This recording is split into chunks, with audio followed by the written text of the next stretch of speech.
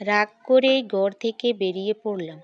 এতটাই রেগেছিলাম যে বাবার জুতোটা পরেই বেরিয়ে এসেছি। বাইক যদি কিনে দিতে পারবেন না, তাহলে ছেলেকে ইঞ্জিনিয়ার বানাবার শখ কেন? হঠাৎ মনে হলো পায়ে খুব লাগছে। জুতোটা খুলে দেখি একটা পিন উঠে আছে। পা দিয়ে একটু রক্ত বেরিয়েছে, তাও চলতে থাকলাম। এবার পাটা ভিজে ভিজে লাগলো। দেখি পুরো রাস্তাটায় জল। পা তুলে দেখি জুতোর নিচটা পুরো নষ্ট হয়ে গেছে। বাস স্ট্যান্ড এসে শুনলাম 1 ঘন্টা পর বাস। অগত্য বসে রইলাম। হঠাৎ বাবার মানিব্যাগটার কথা মনে পড়ল, যেটা বেরোবার সময় সঙ্গে নিয়ে এসেছিলাম। বাবা এটায় কাউকে হাত দিতে দেয় না, মাকেও না। এখন দেখি কত চাইট করেছে। খুলতে 3টা কাগজের টুকরো বেরোলো। প্রথমটায় লেখা, ল্যাপটপের জন্য 40,000 লোন। কিন্তু আমার তো ল্যাপটপ আছে, পুরনো বটে। দ্বিতীয়টা একটা ডক্টর প্রেসক্রিপশন, লেখা নতুন জুতো ব্যবহার করবেন।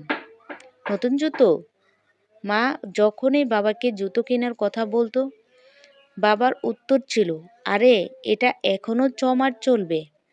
তাড়াতাড়ি শেষ কাগজটা খুললাম। পুরনো স্কুটারের বদলে নতুন বাইক নিন, লেখা শোরুমের কাগজ, বাবার স্কুটার। বুঝতে পেরে বাড়ির দিকে এক দৌড়াতে লাগলাম। এখন আর জুতোটা পায়ে লাগছে না। বাড়ি গিয়ে দেখলাম বাবা নেই, জানি কোথায়। এক দূরে সেই শোরুমটা। দেখলাম স্কুটার নিয়ে বাবা দাঁড়িয়ে।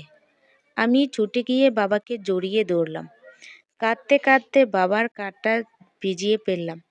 বললাম, বাবা, আমার বাইক চাই না, তুমি তোমার নতুন জুতো কেনো বাবা। আমি ইঞ্জিনিয়ার হব, তবে তোমার মতো করে। মা হলো এমন একটা ব্যাংক, যেখানে আমরা আমাদের দুঃখ, কষ্ট, রাগ, অভিমান সব জমা রাখতে পারি। আর বাবা হলো এমন একটা ক্রেডিট কার্ড, যেটা দিয়ে আমরা পৃথিবীর সমস্ত সুখ কিনতে পারি।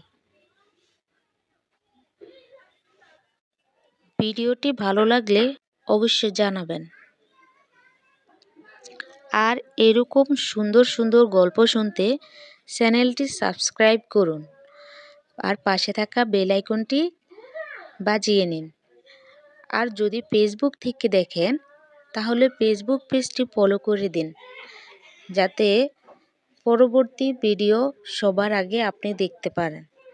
সবাই ভালো থাকবেন, সুস্থ থাকবেন। আজকের ভিডিও এই পর্যন্ত। আল্লাহ হাফেজ।